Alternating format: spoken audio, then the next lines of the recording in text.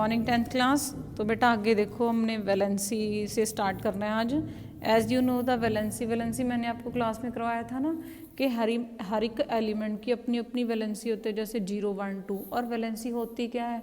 Combining capacity of the element. तो उसे क्या बोलते हैं हम? वैलेंसी। जैसे नंबर ऑफ वैलेंस इलेक्ट्रॉन, कि कितना हद तक वो एलिमेंट कंबाइन कर सकता है, कितने इलेक्ट्रॉन दे सकता है और कितने इलेक्ट्रॉन ले सकता है। तो देखो, number of valence electron present in the outermost shell of its atom. जो नंबर ऑफ वैलेंस इलेक्ट्रॉन होते हैं आउटर मोस्ट शेल में प्रेजेंट होते हैं, वो क्या हो गई? उसकी वैलेंसी हो गई।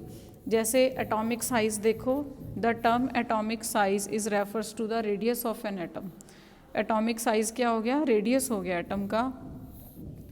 तो atomic size may be visualised as the distance between the centre of the nucleus and the outermost shell of the isolated atom.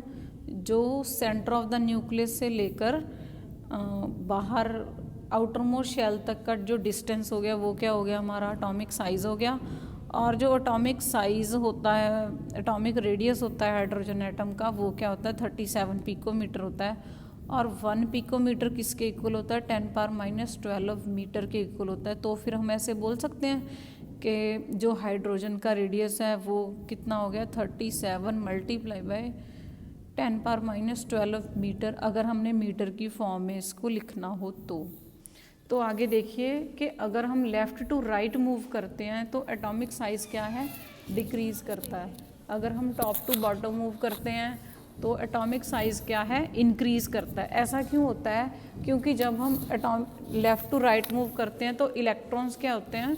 More pulled towards the nucleus and hence the size are decreases. लेकिन जब हम top to bottom move करते हैं तो क्या होता है?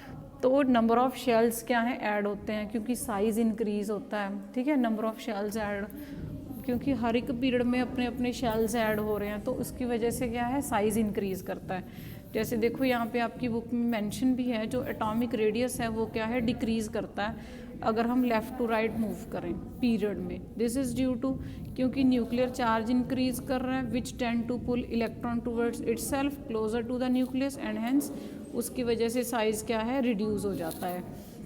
लेकिन अगर हम डाउन द ग्रुप मूव करें तो क्या होएगा? तो न्यू शेल्स क्या है? ऐड हो रहे हैं हमारे ग्रुप में, उसकी वजह से क्या होगा? डिस्टेंस इंक्रीज हो जाएगा between the outermost shell and the nucleus, so that atomic size क्या हो जाएगा? इंक्रीज हो जाएगा।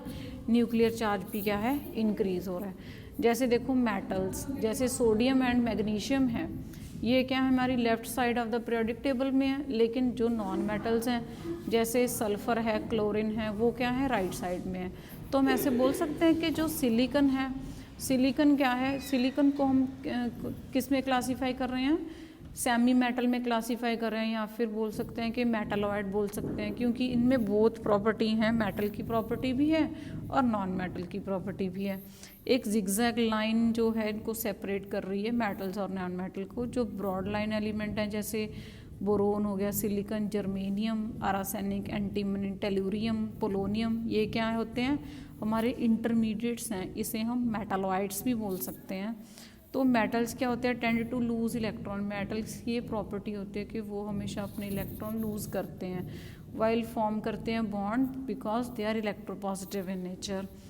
ठीक है।